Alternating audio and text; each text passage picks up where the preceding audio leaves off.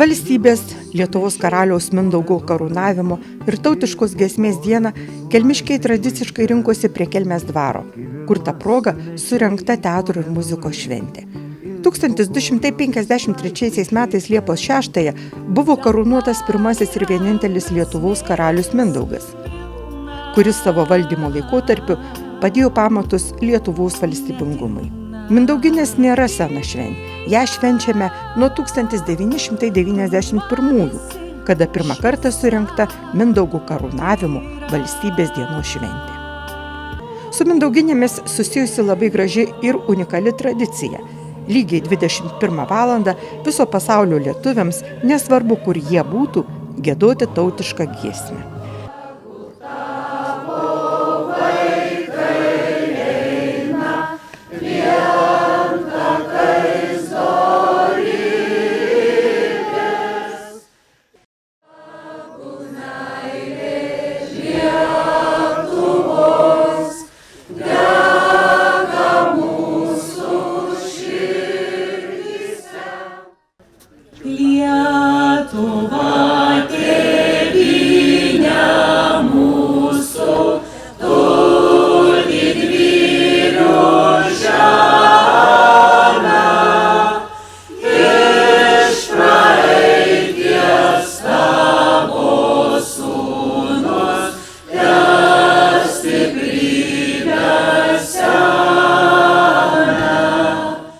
Teatro ir muzikos šventė Kelmės dvaro erdvėje prasidėjo dainų autoriaus ir atlikėjo Algimanto Butnoriaus programa.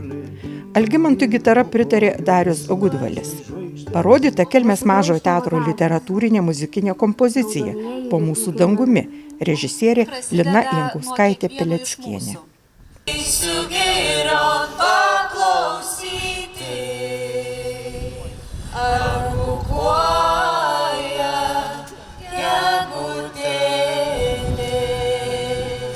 Kelmės krašto muziejuje pristatyta žymaus lietuvių tapytojo, peizažisto Antano Zmuidzinavičiaus kūrybos darbų paroda. Eksponuojami paveikslai iš Antano Zmuidzinavičiaus kūrinių ir rinkinių muziejus. Pristatydama parodą, Kelmės krašto muziejaus direktorė Danutė Žalpienė sakė, jog šiais metais minime Antano Zmuidzinavičiaus 150-asias gimimo metines. Antanas Zmuidzinavičius dailininkas, visuomenininkas, pedagogas, Mikalojaus Konstantino Čiurlionio amžininkas ir bendramintis.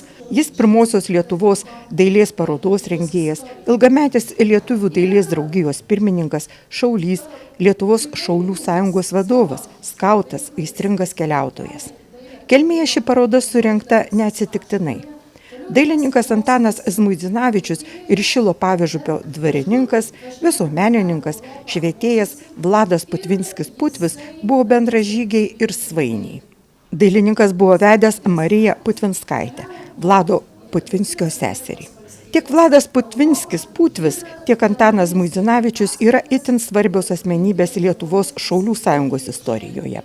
Dailininko Antano Zmuidzinavičiaus kolekcijoje yra 18 paveikslų, kurių pavadinimuose minimas Šilo Pavižupis.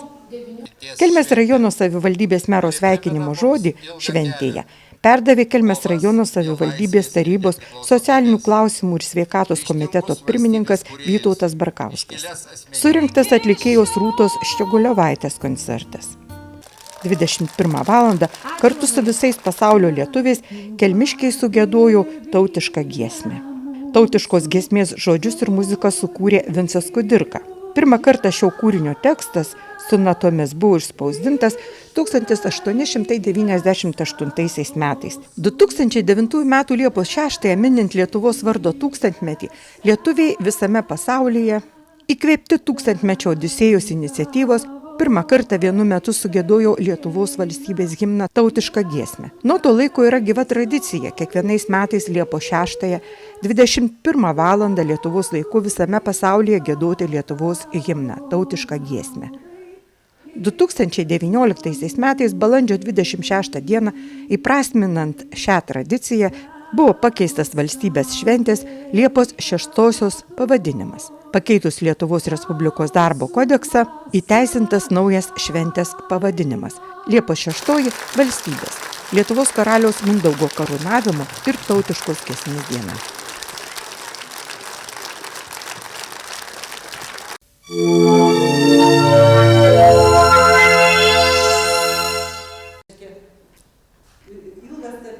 kultūros centro Juozo Liaudanskio dailės galerijoje atidaryta menininkės Jūratės Buožienės autorinių tekstilės darbų paroda Dainų metai. Parodos atidaryme Kelmės kultūros centro folkloro kolektyvas Judle, vadovaujamas Angelės Jovaišaitės, dainas skelbė folkloro festivalio ir Pajauga žali leipa pradžią. Ir Pajauga žali leipa tradicinis folkloro festivalis, kurį nuo 2014 metų kas antrus metus organizuoja Kelmės kultūros centras. Pristatydama parodą ir jos autorė, Kelmės kultūros centro etninės kultūros specialistė Eugenija Kazlauskienė sakė, jog Jūratė Buožienė gimė 1964 metais Šiauliuose. Baigė Lietuvos muzikos ir teatro akademiją. Sukūrusi autorinę tekstilės marginimo techniką, meno kūrėja personalinės parodas pradėjo rengti nuo 2005. Autorės kūryboje, liaudiškuose simboliuose užkoduotas pasakojimas apie tautos senovę. Pasak Jūratės, atsikrausčius gyventi iš Šniaukštų kaimą Klaipėdos rajone, buvau šiltai priimta į Dovilų folkloro ansamblio Lažapis ratą. Nuo to laiko liaudies dainos tapo mano gyvenimo dalimi. Laiko nugludintas liaudies dainų grožis, paprastas ir tyras skambesys įkvėpė sukurti paveikslų ciklą Dainų metai, skirtą lietuvių liaudies dainų metams, kurie buvo paminėti 2025-aisiais. Audinio dažymo būdą, kai išgaunami konkretūs vaizdai ir kontūrai, Jūratė sukūrė 1985 metais. Reikėjo suknelės, kuriai audinį numarginau, tuo metu populiarios batikos technika. Menininkė sako, unikalią tekstilės marginimo ir rišimo techniką atrado, kai pritrūko tradicinių priemonių. Paveikslams naudojama žaliavinė medvilnė.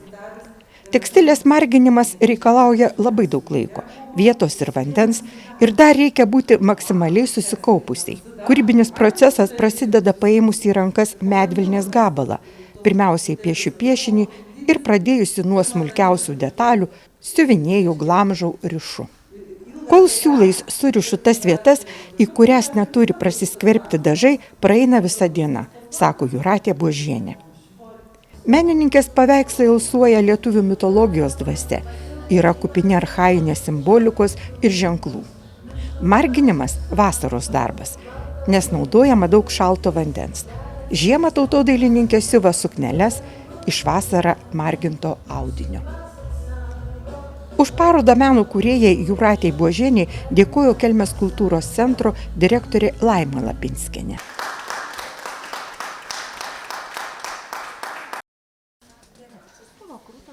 Pirmoji folkloro festivalio ir Pajauga žali leipa diena prasidėjo tautodailės mugė.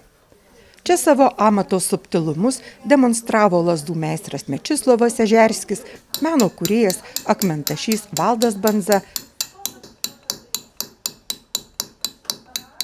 tautodailininkai Šiaudų Pinėja Kornelija Lopetienė, riešinių mezgėja Jolanta Gečienė, medžio drožėjas Rimantas Paunksnis, keramikė Gitana Morkienė, pirštinių ir kojinių mezgėja Kristina Jankūnienė. Tautinis paveldas ir tradicinė amatai yra svarbi mūsų etninės kultūros dalis. Festivalio organizatoriai sako, jog amatų demonstravimu siekiama atkreipti dėmesį į tradicinio amatų kaip kultūros paveldo svarbą, siekiant saugoti jį nuo išnykimo bei padedant atrasti senus tradicinius amatus kaip būsimą darbą jauniems žmonėms. Festivalio dalyvius ir svečius pasveikino Kelmės rajono savivaldybės tarybos švietimo, kultūros, sporto ir teisėtvarkos komiteto pirmininkas Vidimantas Parnarauskas. Festivalio eigoje pristatyta Neringos Mečionytės Žuromskienės iš Alytaus etnorūbų kolekcija. Neringa rūbus siuva iš močiučių austų lovatėsių. Pristatydama kolekciją ir savo kūrybą Neringa sakė, esu drabužių dizainerė, kuris specializuojasi kūryboje iš natūralių audinių. Kuriu drabužius, kurie ne tik atspindi stilių ir eleganciją, bet ir suteikia komfortą bei ilgaamžiškumą. Mano darbai gimsta iš pagarbos tradicijoms, nes naudoju senolių austus audinius, kitaip dar vadinamas austas lovatiesis, kurios nepaisant savo istorijos atgyja naujame kontekste ir tampa moderniais unikaliais drabužiais. Kiekvienas audinio pasirinkimas, dygsnis ir detalė turi savo istoriją ir tikslą, kad drabužis būtų ne tik gražus, bet ir funkcionalus, tvarus ir ilgaamžis. Po etno rūbų kolekcijos pristatymo vyko tradicinių kapelų pasigraginimai koncerte Šok mergeli šonke.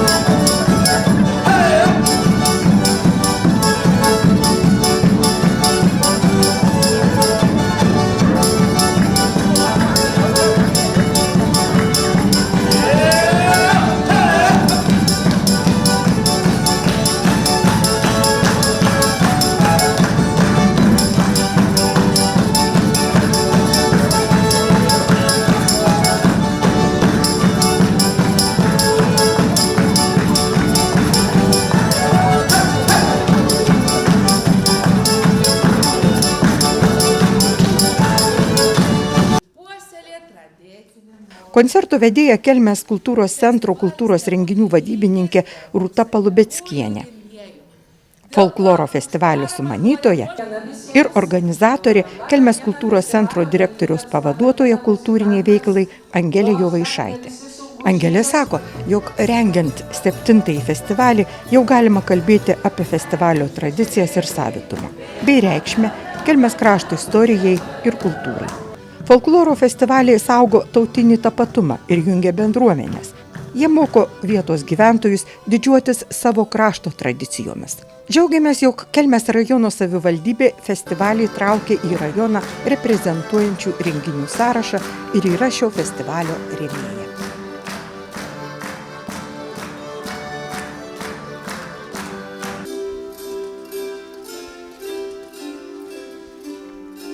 Folkloro festivalio ir Pajauga Žaliliai antroji dalis Medžio širdis prabilo skirta kanklių metams paminėti. Renginio vedėja Kelmės kultūros centro renginių vadybininkė Rūta Palubeckienė priminė, jog Lietuvos Respublikos Seimas šiuos 2026 metus paskelbė atmintinais kanklių metais. 1906 metais Skriaudžiuose buvo įkurtas pirmasis Lietuvoje kanklių ansamblis. Tad šiais metais minim 120-asias šio ansamblio įkūrimo metinės. Mūsų šalyje kanklės nuo seno vertinamos kaip ypatingas muzikos instrumentas, o kankliavimas Lietuvoje yra išlikęs kaip ilgametė savito muzikavimo tradicija tęsiantis gyvasis kultūros paveldo reiškinys. Kanklės ir kankliavimo tradicija 2025 metais įrašyta į Lietuvos nematerialaus kultūros paveldo vertybių sąvadą. Kanklių gamybos ir kankliavimo tradicijas tęsia Kelmėje vasarą organizuojami žemaičių etnomuzikavimo ir tradicinio amatų kursai.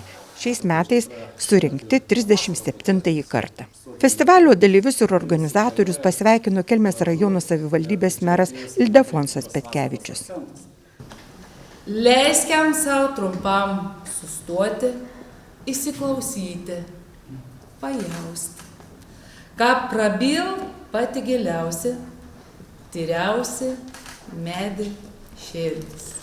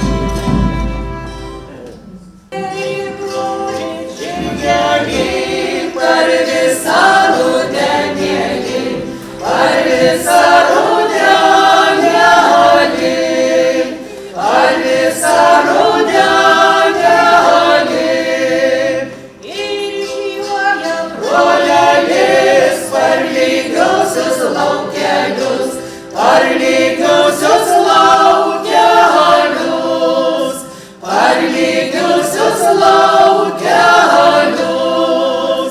Ir pririša žirgelį prie rūtelių darželio, prie rūtelių darželio, prie rūtelių darželio. Sėdžiu už savo ribų, žiūriu pro langą matau, žiūriu pro langą matau, o ir pareina mergelės, o ir pareina jaunasis, o ir pareina jaunasis, o kur tu buvai mergelė, o kur tu buvai jaunasis, o kur tu buvai jaunasis, pas tėvužėlį buvau, naujas žagrelės taisiau, naujas žagrelės taisiau, naujas žagrelės taisiau, bėrų žirgelius kinkiau, bėrų žirgelius kinkiau. Festivalio pabaigai atlikėjo Adrijaus Almino koncertinė programa. Adrijus Alminas yra jaunas talentingas muzikantas ir dainų kūrėjas iš Žemaitijos. Adrijaus kūryboje glaudžiai pinasi folkloro tradicijos, lietuviškumas ir moderni autorinė muzika.